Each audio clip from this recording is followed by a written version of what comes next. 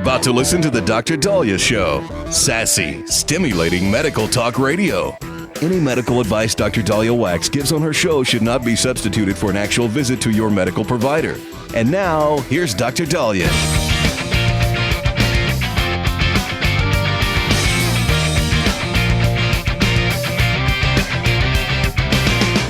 Owie, owie, owie. Oh man, I gotta tell you, I feel horrible. It's not flu. It's not COVID. It's not Hantavirus.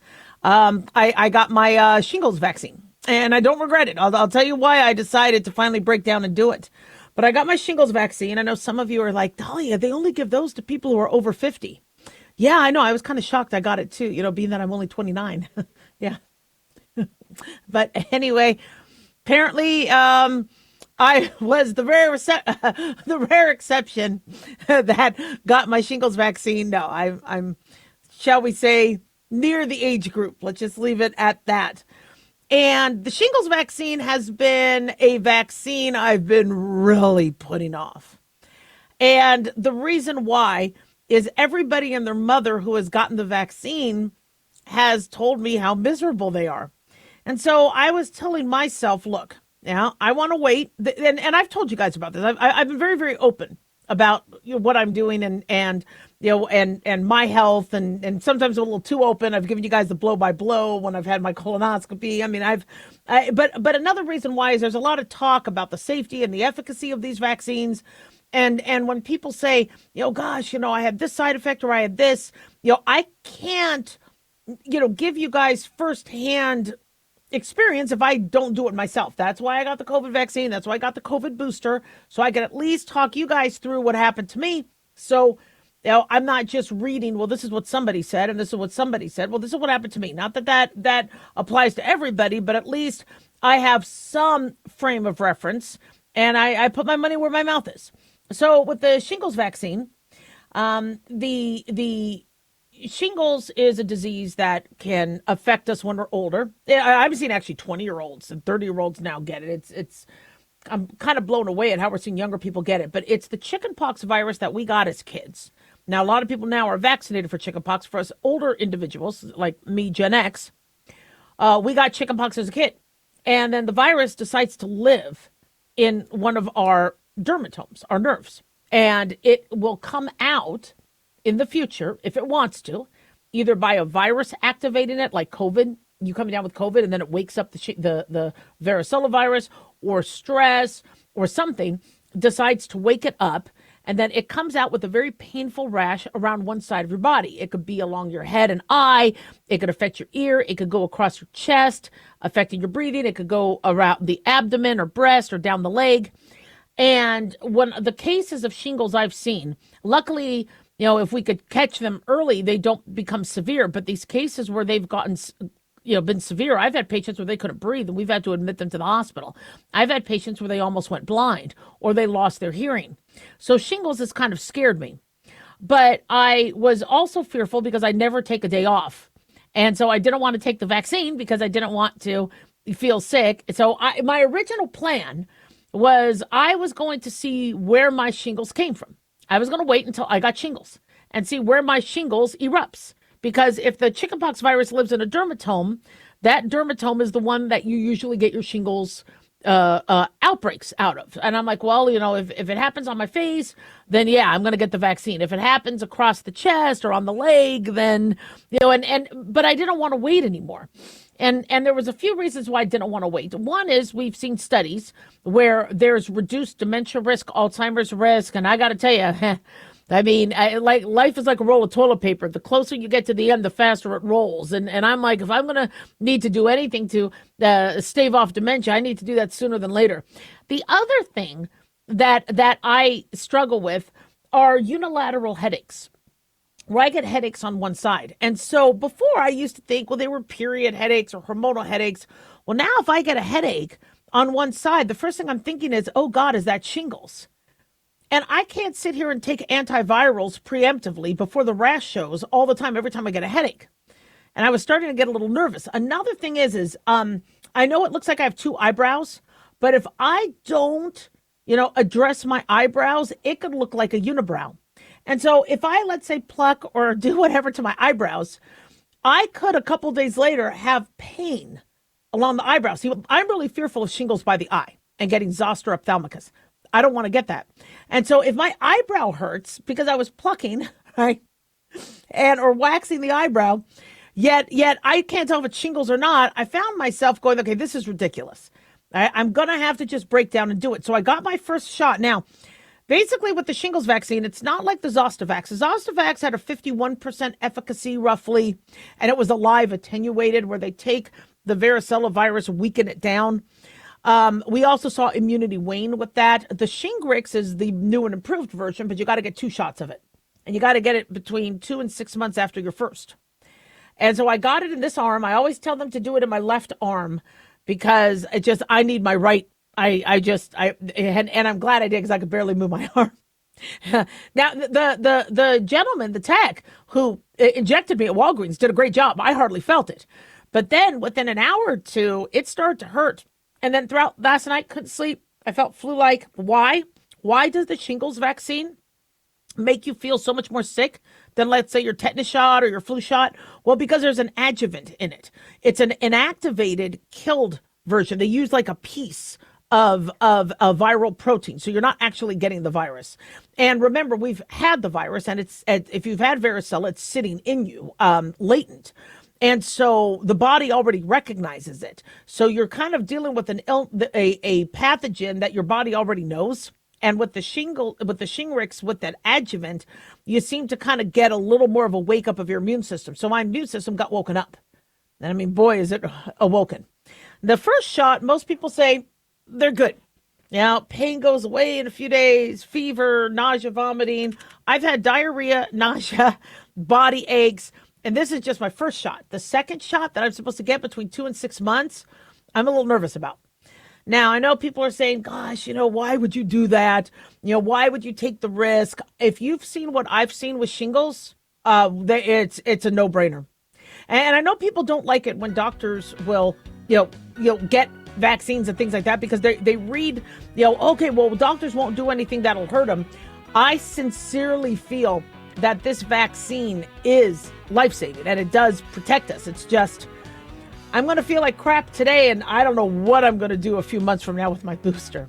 But at least I'm going to walk you guys through it and let you know what's going on. 1-877-DOC-DOLLY. Don't go away. Dr. Dahlia here. Are you tired, burned out, gaining weight, succumbing to the daily pressures of life? Well, how's your dopamine doing? How you feel right now, how you'll feel an hour from now, and how you'll feel next week is completely reliant on your dopamine. Our daily motivation and willingness to push through challenges depends on the intricate chemical process dopamine provides. Christian Kalikas and I created Deploying Dopamine, a book that tells you what dopamine is, when it dysfunctions, and how to successfully deploy it when needed. Find Deploying Dopamine on Amazon today. Check it out. Lisa Wolf here to tell you about our newest website for old-time radio lovers. It's 100radioshows.com. At this site, there are 5 old-time radio shows waiting for you to download free as our gift to you. And be sure to browse the additional 700 old-time radio shows available to you for 70% off by using the promo code RADIO at checkout. This is a limited-time offer, so log on to 100radioshows.com. That's 100radioshows.com. Have you ever thought you'd like to buy and sell houses but didn't know how or where to get the money? My name is Ron LeGrand, and over the past 40 years, I've bought over 3,000 houses without using my money or credit and taught thousands to do the same. Today, even in a virtual environment, we buy nice houses in nice neighborhoods using no banks, realtors, contractors, or other costly entanglements, and build huge cash flow and wealth without the hassle of tenants, all without credit and little or no money. You don't need a license or experience, and I'll show you exactly how it's done. Text FREE to 99799, and I'll send you my free training. I promise you I'll change the way you think about real estate and open the door to a new lifestyle that doesn't involve risk or rehabs and can quickly replace your current income. Text FREE to 99799, and let me show you how to take your life back and build cash flow and wealth from your home. That's FREE to 99799. Again, FREE to 99799.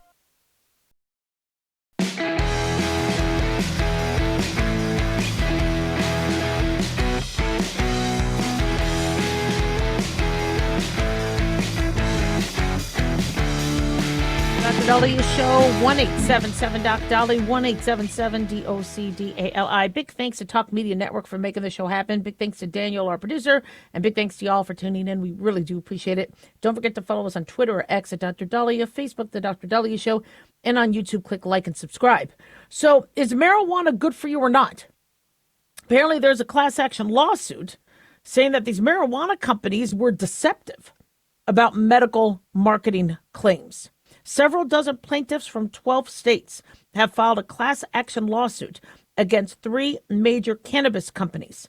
According to MJ Biz Daily, the lawsuit alleges that the cannabis firms marketed adult use cannabis products using deceptive claims of medical benefits. There's an Illinois attorney who I guess is representing the plaintiffs. Now, this is a federal class action lawsuit against 3 cannabis multi-state operators, including MSOs, Cresco Labs, Green Thumb Industries, Verano Holding Corp. And they are sued because they have portrayed cannabis products to recreational users as safe and appropriate for widespread use, despite scientific evidence to the contrary. And I'll tell you what I think about this in a second. And so the lawsuit could, I guess, face an enormous settlement, very similar to the big tobacco settlements, right? Like the $206 billion payouts that Big Tobacco had to pay back in the 90s. And according to the suit, the plaintiffs suffered economic injury as well as direct and proximate result of purchasing cannabis. The plaintiffs, according to MJ Biz Daily, who the lawsuit said purchased one or more cannabis products in one of 12 states with adult use markets, are seeking unspecified damages as well as a judge's order that would halt the cannabis companies from making claims regarding the medicinal, health, or therapeutic benefits of marijuana sold through a recreational or adult use retailer. And they say the suit is meant to force marijuana businesses to warn consumers about the well-known, obvious, and scientifically validated dangers of cannabis. So the plaintiffs, including Smart Approaches to Marijuana, which is the country's leading anti-marijuana legalization group, Kevin Sabet, a former staffer of the White House Office of National Drug Control Policy, is the group's executive director, and again, multiple plaintiffs. This is a very interesting topic because there have been studies showing that there are medicinal applications and FDA-approved drugs using purified CBD or synthetic THC, like Epidiolex for Dravet syndrome and Lennox-Gastaut seizure disorder. Marinol, we've used since, I think, the late 80s, early 90s, I believe, for chemotherapy-induced nausea and AIDS wasting syndrome. Sesamet is a synthetic cannabinoid used for severe chemotherapy, nausea, and vomiting. And so we do have medications based on marijuana derivatives that are FDA approved, but these are for very unique, specific medical applications. I agree that no company selling marijuana in these marijuana stores should be acting like a medical provider saying this is good for your health, because there are more risks than benefits that we know of. Stroke, heart attack, psychosis.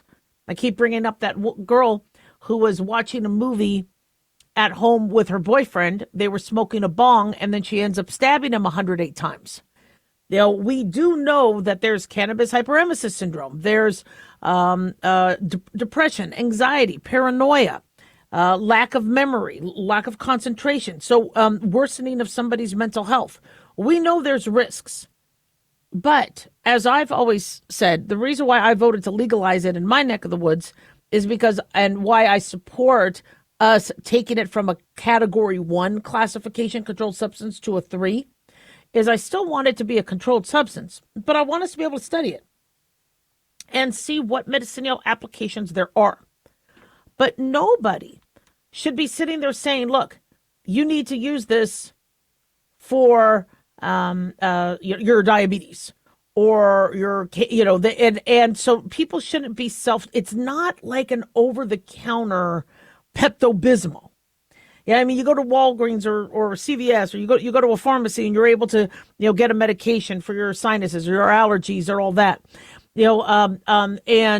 But those have tests, and those, even the over the counter medications, there's still some sort of regulatory body overseen. When you look at these compounds that are sold in medical marijuana stores, even though the strain oftentimes is delineated, is it sativa, indica, is it a hybrid, is it what's the dosing, etc. We don't have a lot of regulation over that. It's taxed like crazy, but it's understood that this is something more recreational. And as a physician, I have been a little nervous about what people have been taking, because I do believe the amounts they're getting this isn't your grandfather's marijuana. I mean, these are now very potent, and they're designed, now that we have a legal market, there's products and designs of it. And for those who can't afford the legal market, they may get it off the street. And unfortunately, those can be laced with other drugs, fentanyl, etc. So you have these suppliers trying to make a product that they think is going to be better than somebody else's, and they want people to become addicted or become dependent on it. And there's a lot of manipulation, and then there's a lot of room for health risks. So, I mean, I don't know where necessarily I stand in terms of, a lawsuit against the companies, but I do believe there needs to be some sort of regulation and some sort of protection for consumers. So what are people saying that marijuana helps you with? Well, chronic pain and neuropathic nerve pain has been something that I have even seen my diabetic patients say, they struggle with these medications helping with their neuropathy, but the marijuana helps with that. As I said, chemotherapy-induced nausea. You got to be very, very careful when you're using marijuana for nausea, because marijuana actually makes you more nauseous. So when people say, yeah, I have chronic nausea, and they use marijuana and then they get nausea the next day, a lot of times it's the cannabis that's making you more nauseated. So you have to be careful. However, with the chemotherapy nausea, we've been using Marinol, which is an FDA-approved product, and we have been suggesting marijuana applications for that. One thing that I saw my patients love about marijuana was those who had multiple sclerosis. The spasticity that people get with multiple sclerosis is that has given people a lot of relief. The endocannabinoid receptors, or the cannabinoid receptors, and their effect on the muscle that people get when they're multiple sclerosis and their linings of their nerves start to fray. There's been a lot of, shall we say, reports anecdotally, and there have been some studies showing strong evidence of patients reporting that their symptoms of stiffness and spasms are decreasing. I got to tell you, my patients with multiple sclerosis, I mean, whatever you say works for you, I mean, I want you to be able to get access to, because multiple sclerosis is no easy condition. And then the refractory epilepsy, like Lennox-Gastaut, Dravet syndrome, this is what prompted the FDA to approve Epidiolex. And the reason why we have a marijuana-based medication, a purified CBD medication for that, is that came from anecdotal evidence where parents are saying, look, I could control my child's seizures with marijuana. And don't be arresting me, and don't be, saying I'm abusing the child. I'm just trying to control the seizures because my kid could die during a seizure. And they looked into it, and then they found that it could help, and now they have an FDA-approved medication for that. Sleep quality, some people can sleep better. Unfortunately, some people may not sleep as well. In terms of appetite stimulation, even though dronabinol and Marinol might help a little bit with that, we do have studies looking at HIV and AIDS-related wasting syndrome and loss of appetite, where the marijuana has helped with that. With mental health support, it's mixed, because I do believe that marijuana can worsen one's anxiety and worsen one's depression. However, they are studying it in PTSD, related nightmares, flashbacks, etc. And then they're also starting to study looking at Crohn's disease, ulcerative colitis, rheumatoid arthritis. But again, the point I'm making is this is something that needs to be overseen by a medical provider. All right, no company should be, advertising to the public, you could treat your Crohn's with this. No. So again, I'm kind of mixed on, I don't really like lawsuits. I just not a big fan of, they'll let you sue and, but I do think that if there is a deceptive marketing saying this is good for you, this is healthy for you. No, there's a lot of side effects with marijuana. And sometimes I really regret voting to legalize it, even though my one vote wouldn't have swayed it. I mean, where I live in Nevada, it was resoundingly pro marijuana where I live. But I don't like the teenagers getting a hold of it. I don't like, the depression, anxiety, the scromiting, where they're screeching while vomiting. It's not a good drug. 1-877 Doc Dolly, don't go away.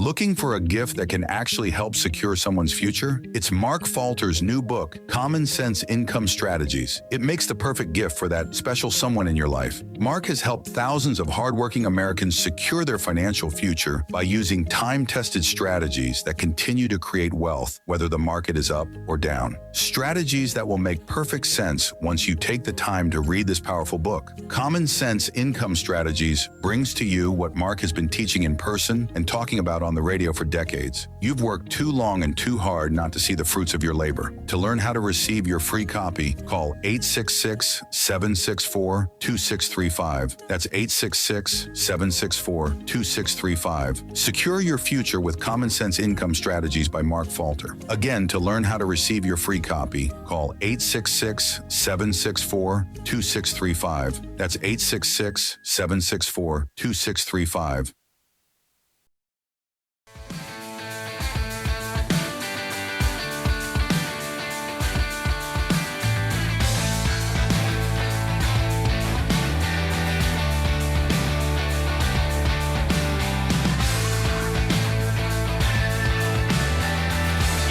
Back on the Dr. Dahlia Show. Thank you all for tuning in. 1-877 Dr. Dolly, 1-877 DOCDALI. So one thing I never talk about on the show is the Met Gala, because I don't care about it. I mean, I know people dress up and they wear these, just exorbitant, expensive gowns.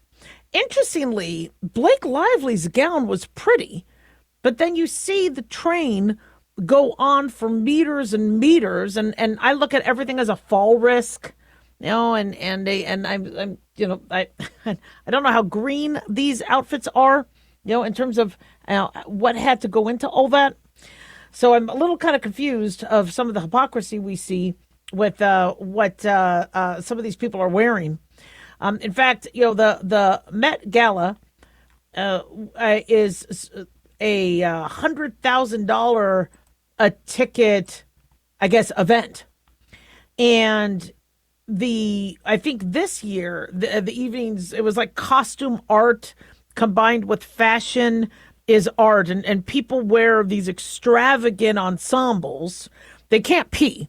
I hear sometimes it could take an hour for them to figure out how to pee in these things, because they have to be all spanxed up and corseted in, and just, Rachel Ziegler, the one who was in Snow White that bombed, it wouldn't have bombed if she wasn't, I guess, posting alleged anti-Israel sentiment prior to that. She was apparently moving her jaw in a certain way, and people were kind of making fun of her and using improper terms. I think maybe it was tardive dyskinesia, which could sometimes happen with certain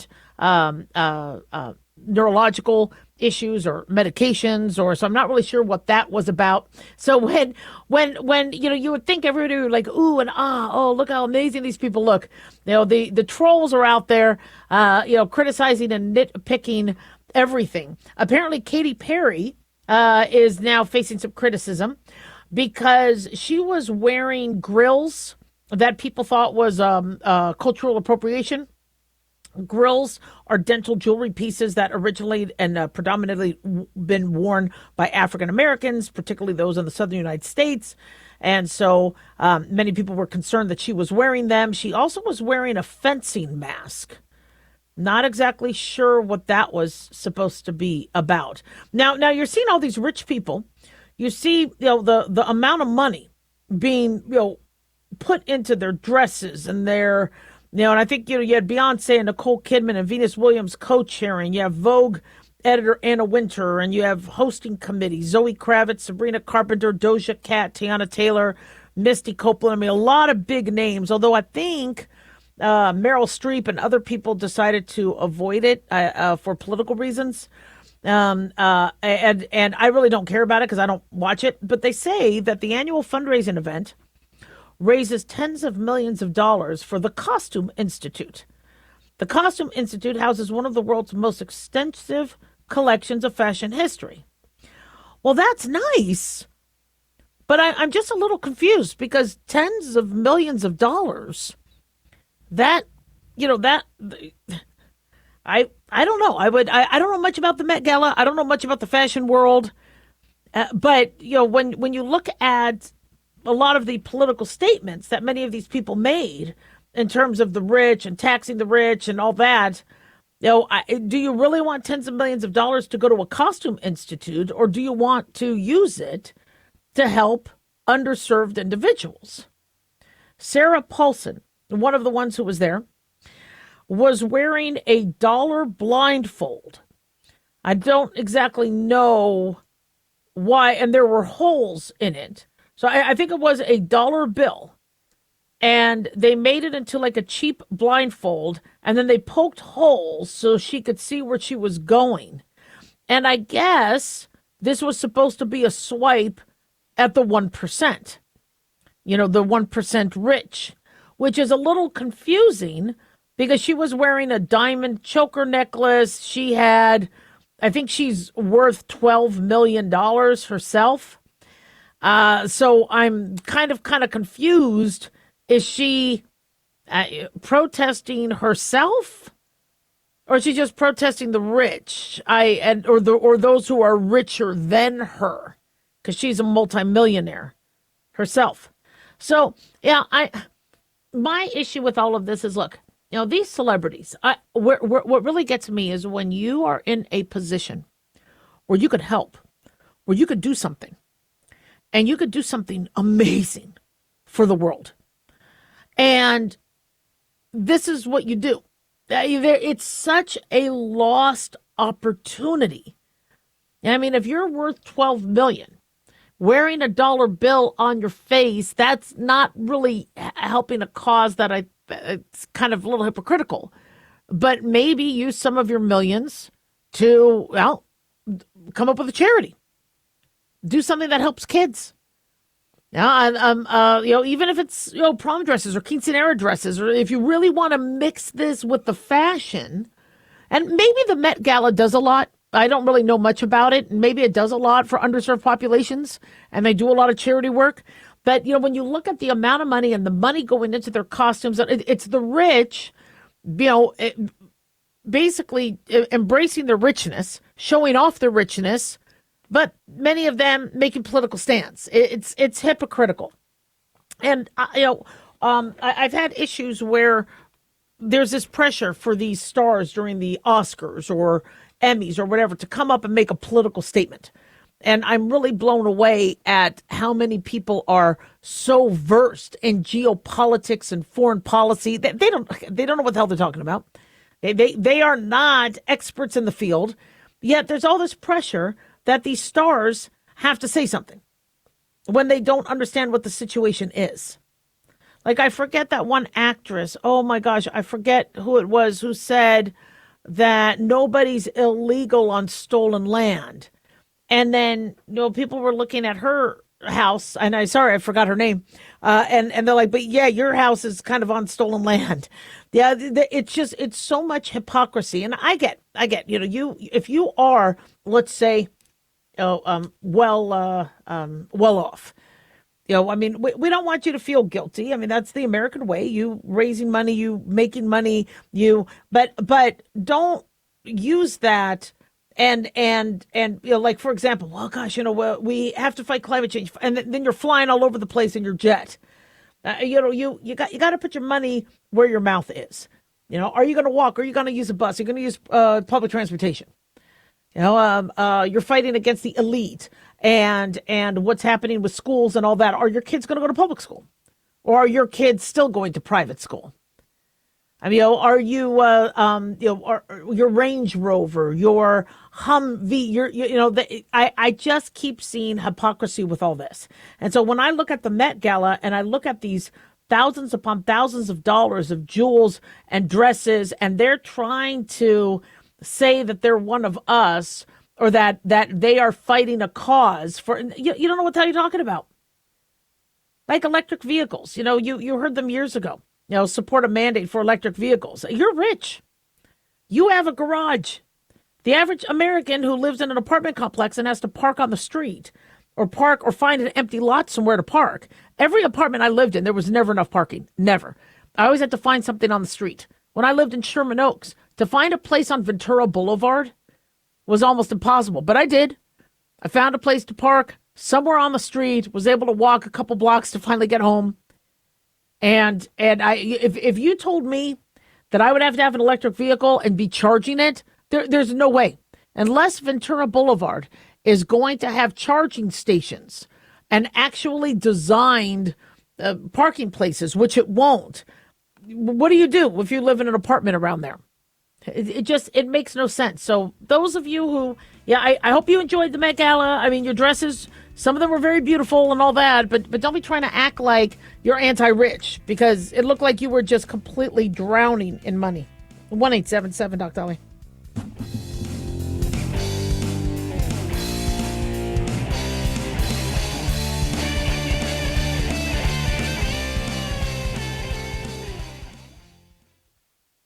Hi guys, Dr. Dahlia here. Addictions can sneak up on us and come in many forms, whether it's drugs, alcohol, sex, video games, porn, or something less obvious such as food, internet, or shopping. Addiction can seem innocent at first and then evolve into an insurmountable evil. In our book, Addiction Basics, Caitlin Kalikas and I dive into the common addictions and provide tips for identifying and preventing these before they sneak in and take over our lives. Addiction Basics can be found on Amazon or my website, drdahlia.com. Check it out. Lisa Wolf here to tell you about our newest website for old-time radio lovers. It's 100radioshows.com. At this site, there are 5 old-time radio shows waiting for you to download free as our gift to you. And be sure to browse the additional 700 old-time radio shows available to you for 70% off by using the promo code RADIO at checkout. This is a limited-time offer, so log on to 100radioshows.com. That's 100radioshows.com. Hey, America. How tired are you of mainstream corporate media's biased narratives and manipulated news? Their dishonesty and attempts to influence this generation have been exposed, put on display for anyone who's even half paying attention. But the New American Magazine has been an honest source of news and commentary for over 50 years. This is your opportunity to receive the stalwart of principled journalism at a deep discount. Picture a beautifully published magazine arriving at your doorstep twice a month, packed with insightful stories written with integrity. It's also available digitally on the New American's mobile app. Get up to speed with intelligent coverage from a freedom perspective. Right now, for a limited time, the New American is available to radio listeners at a 25% discount on a new subscription. Visit thenewamerican.com/radio25 and receive 25% off. Subscribe today at thenewamerican.com/radio25.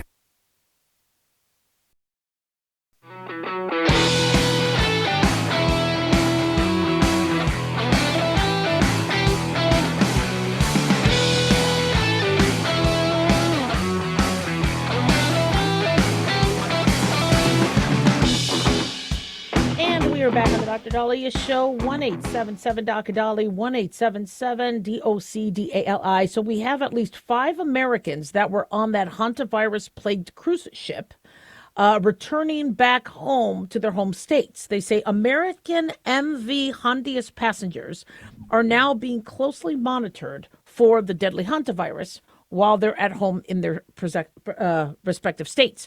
2 Georgia residents and 1 in Arizona, and an undisclosed number of California residents are now being observed for potential infections. They were able to get off the Dutch cruise liner before the virus outbreak, which has killed 3 people and sickened at least 7 others so far. They say the Peach State residents, Georgia, were both currently in good health, according to New York Post, showing no signs of infection and following recommendations by the CDC and the Georgia Department of Public Health. The Arizona passenger also not experiencing symptoms either, according to the state's Health Services Department. They say the number of Californians being monitored have not been disclosed, but the state's Department of Health said the risk to the public was low. According to a statement to the New York Times by Robert Barsanti, a spokesman for the California Department of Public Health, there is no information that the California residents are ill or infected. The risk to public health in California is low. So the MV Hondius is currently on its way to the Canary Islands, where the ship's operating company and World Health Organization is going to allow the 150 remaining passengers to disembark. They were supposed to disembark a week ago, from what I understand. The 353-foot vessel has been stranded off the coast of Cape Verde for several days this week, as other countries would not allow them to have the passengers disembark. A 56-year-old former British cop, a 41-year-old Dutch national, and a 65-year-old German national were evacuated from the ship and flown to the Netherlands for medical attention yesterday. Now, a flight attendant has been hospitalized with a suspected infection after she came in contact with one of the sickened MV Hondius cruise ship passengers, an elderly Dutch woman who later died. Now, if you remember correctly, we believe it might have come from a Dutch couple who was, I believe, bird watching or bird handling. And so unfortunately, we believe they might have picked up the Andes strain, which could be person to person. Most hantavirus cases are being exposed to rat droppings, pee, poop, or saliva. So sadly, there being, this case where this couple got it, and then a stewardess exposed to them, a flight attendant. Now it starts to make us wonder if this strain is, person to person, droplet transmission, droplet or aerosol transmission, and how many others could unfortunately be sick. The incubation period can be up to 8 weeks, meaning if you got exposed in March, you can have symptoms, as late as now show up. So a Swiss man also returned home earlier in the expedition ship's 35-day voyage. He, during its 2-day stop at St. Helena, along with 22 other passengers, tested positive for the virus on Wednesday. So the human-to-human contagion aspect is very rare. But if we're looking at a different strain, that could sadly be, a concern. I'm looking at what's happened with this, and there's a report that one of the passengers feels that the captain made a serious mistake. He said that they were not well informed by the ship's captain of the risks they faced after the first person died. His name is Ruhi Senet. He was among 150 passengers aboard this MV Hondius, which is a luxurious ship that was, I guess, going from the coast of the southernmost tip of South America and then coming up north. And 8 people, I think, as of now, have been infected. 3 people have died. And now you have more than 100 remaining passengers in quarantine. And in a video captured by Mr. Senet, he said the ship's captain, Jan Dobrogowski, can be seen reassuring passengers that the death was due to natural causes and posed no threat to others. And the captain said, tragic as it is, it was due to natural causes, we believe, and also whatever health issues he was struggling with, I'm told by the doctor, was not infectious, so the ship is safe when it comes to that. So the captain told the passengers, according to this passenger, that the ship is safe. The gentleman unfortunately succumbed to natural causes, and like I say, we do what we can in order to continue in a safe and dignified way. Now, the passenger slammed the captain, according to Daily Mail, for failing to realize the gravity of the situation. Now that a number of the tourists have tested positive and now are undergoing quarantine, they're pretty mad. So you can bet we're going to see lawsuits about this one. And I've talked to you guys about cruising. Cruising has been an amazing sort of way to inexpensively see a lot of different places in one trip. For those of us that only like to, spend a day or a few hours at one place and not sit there for a whole week because we don't have the time or the money to travel to all these different places for a week. A cruise ship allows you to do that. We used to do the Dr. Dahlia cruise. It would be an Alaska cruise, and we would go up the Inside Passage of Alaska, go to Juneau and Ketchikan, and it was a fantastic trip. We would have classes and lectures, and then the captain would sit with us, and we got discounts, and it was really, really a fun. It was fun. It was great. We got fresh air, etc. And luckily, there was never any, shall we say, infectious disease that was putting people at risk. But my biggest issue with cruises, and one of the reasons why I haven't gone on one, is you're trapped. You can't just leave or drive somewhere or hop on a train if you want to get out of Dodge. If you're on a cruise ship and no country wants you, you're stuck. You're sitting there and you could be a sitting duck. And we saw that with COVID when COVID was first breaking out and there was a cruise ship with people on the cruise ship with COVID. They wouldn't let people off and they were begging to get off the ship before they would get this deadly respiratory virus. And unfortunately, people got sick and more people got sick because they weren't allowed to disembark. And I wonder what's going to happen with, I think people are still going to cruise. They love to vacation. They love to cruise. And this Hantavirus outbreak, I think, is still going to be very, very limited. But it reminds you of how much of a sitting duck you are. And when it comes to infectious disease, we're not really exposed to hantavirus. We're definitely not exposed. Our bodies we don't really have a lot of immunity to a South American Andes hantavirus strain. All right. If our bodies have never seen something like that, we're not really going to have immunity. And we have to understand that when we do travel to other countries, you can get sick and you can be vulnerable. And I think we take that for granted. Because we're like, well, we're in a first world country and I have a Z-Pack and there's a cruise ship doctor. Yeah, but, when you're going to foreign areas and you have couples coming on after going through, and I get it. If I was going to go to Africa, I'd definitely want to do an African safari. I love to hike. I really want to, go to the Amazon rainforest and hike. And I mean, there's a lot of things I want to do. I don't want to just sit in a hotel. I want to be where the locals are. But I am very unprepared, especially from an immunological standpoint. And the fact that you could carry it, bring it on, and then infect others is serious stuff. And so even though what happened is really rare, you don't see this happen a lot, but it did ping the radar because you had a couple die. And the couple who was, I believe, bird watching gosh, I forget what they were doing, but they were on some sort of an excursion where they were dealing with birds. And that's how they think they got exposed to this. But unfortunately, it put other people at risk. And so it's just something to think about. And always have plan B.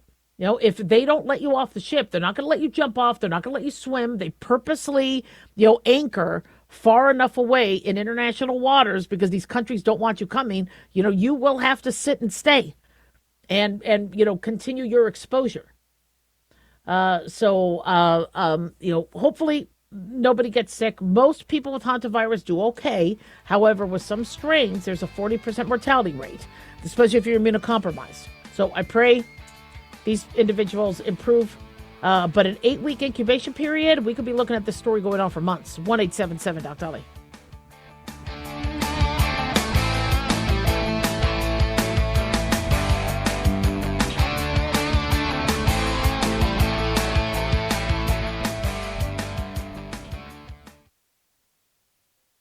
Looking for an easy read that can actually help secure someone's future? Pick up a copy of Mark Falter's book, Common Sense Income Strategies. For the past 30-plus years, Mark has helped thousands of hardworking Americans secure their financial future by using strategies that continue to create wealth, whether the market is up or down. Strategies that will make perfect sense once you take the time to read this powerful book. Common Sense Income Strategies brings to you what Mark has been teaching in person and talking about on the radio for decades. It's not rocket science, it's a pretty easy read. You've worked too long and too hard not to see the fruits of your labor.